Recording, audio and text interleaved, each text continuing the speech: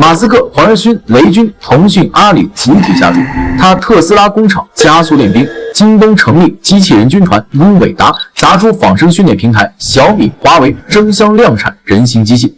资本狂热更为显著，一级市场全年286笔，融资总额达743亿元，其中人形机器人独占265亿元。语数 Figure 而来，估值暴涨，单起吸金395亿美元，没量产产品照样封神。最近世界机器大会跳舞主持都不在话下，就连央妈也下场引爆大众关注，甚至将来还有可能有10万块的生育机器人。你会花钱买个机器人吗？除了生育机器人，为何各方大佬兴起投资机器人的浪潮？这行到底价值几何？要想了解人形机器人的发展史，那就不得不从第一个出圈的波士顿动力开始聊。他们家的人形机器人算是早一批的整活天王。2017年那段 Atlas 后空翻的视频，直接让全球网友集体掉下。金属骨架在空中划出反物理弧线，落地时膝盖液压感，嗤一声泄压。活算人类做完高难度动作后的大喘气，2年后更厉害。2只抱的机器狗配合开门的监控录像被疯传，一只用机械臂抵门，另一只蹦跶着钻门缝。弹幕刷爆，狗子成精了，连马斯克都转发吐槽，这货比我家牧羊犬靠谱。2023年1月，他们又放核弹级大招 X， 在模拟工厂里扛着20公斤消防气瓶跳霹雳舞，前滚翻接托马斯全旋，丝滑的像街舞冠军。摔倒时竟懂得用手臂缓出 0.3 秒内弹簧般弹起。这样的机器人，你想买一个回家陪你跳舞减肥吗？而与之不同的是古钢铁侠马斯克，他走的是硬核实用路线。2021年 A 安日，他举着 Optimus 概念图高调宣言，这玩意儿未来比特斯拉还值钱。当时众人只当是 PPT 造神，结果2年后，这金属打工仔就在好莱坞派对上端着爆米花及营业机械臂，精准撒糖霜的动作引发全场惊叫。虽然移动速度堪比树懒，但马斯克当场画笔，明年让他进上打螺丝。果然，2024年 Optimus 2代潜入特斯拉工厂，监控拍下名场面。他的3只手掌捏着鸡蛋，穿过装配线蛋黄，颤巍巍悬在壳里，愣是没破。转身又去分装电池组，活像流水线上的强迫症老师傅。最近财报会上，马斯克翘着2郎腿宣布，第3代原型机年底亮相，2026年量产。我保证这次真没硬伤。台下投资人憋笑嘀咕，上个月他搬运时把工具箱扣自己头上这事儿算不算硬伤？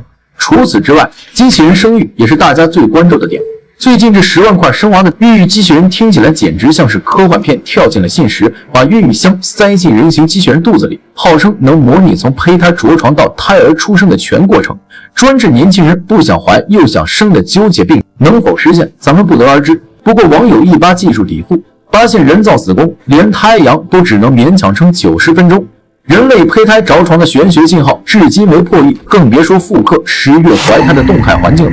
这波操作被调侃为给保温箱套个机器人外壳的营销行为艺术，毕竟现实技术骨感得能硌碎牙。假如这一技术真的能实现，也有网友纠结，孩子从机器人肚子里爬出来，该管机器人叫妈还是叫爸？法律当场蒙圈，亲子关系算谁的？继承权归提供精卵的夫妻，还是操作机器的技术员？更恐怖的是，富豪若借此搞基因定制流水线，普通人可能连生娃都卷不过。机器社会直接列成美丽新世界现场版。网友毒舌点评以后，婚恋市场终极疑问：你妈是真人吗？至于机器人生出来的娃叫啥？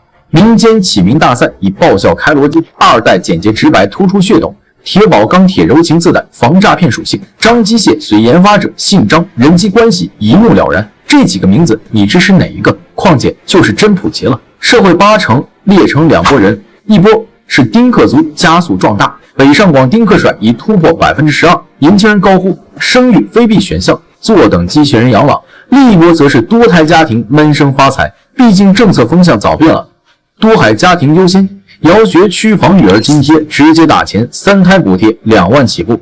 等这批娃长大，还能组团创业、开公司、搞养老时间银行，比独生子女单打独斗爽太多。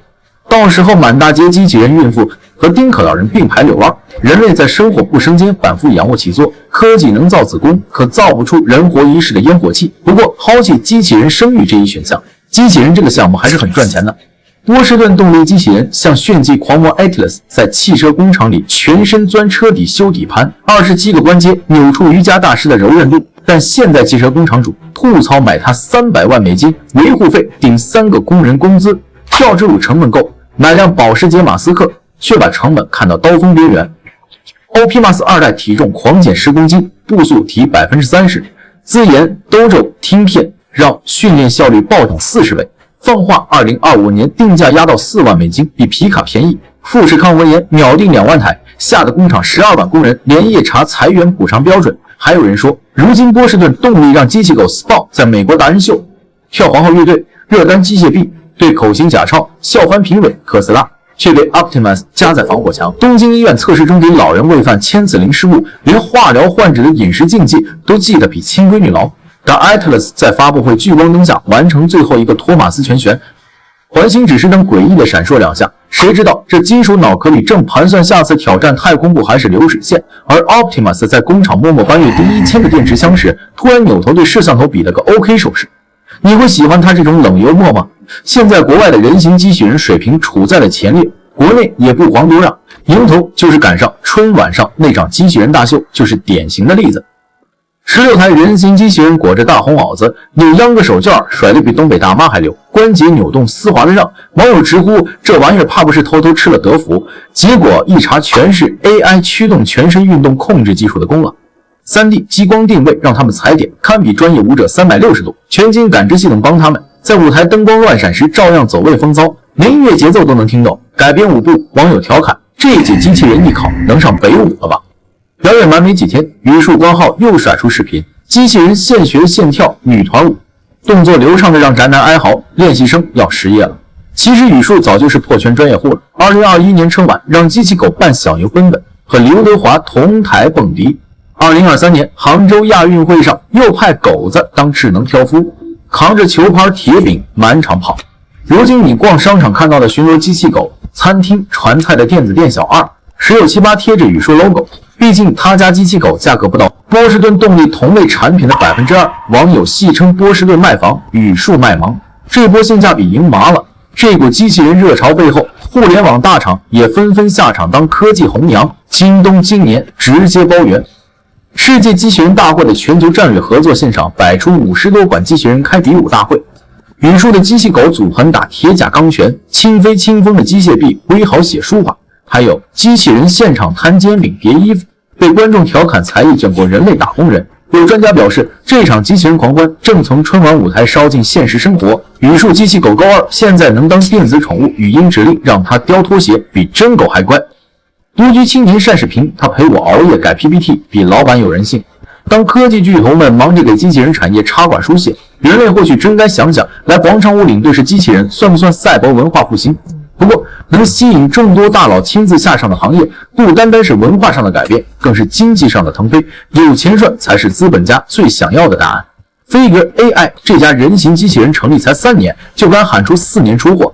10万台的狂言创始人叼着雪茄般的自信，源于他们彻底重构了机器人商业化的底层逻辑。别人卖硬件，他们直接卖劳动力。当宝马工厂里的 Figure 机器人每天坑哧搬运金属板，物流巨头 UPS 悄悄签下订单时，资本才惊觉这不是 PPT 科幻片，而是真实世界的印钞机。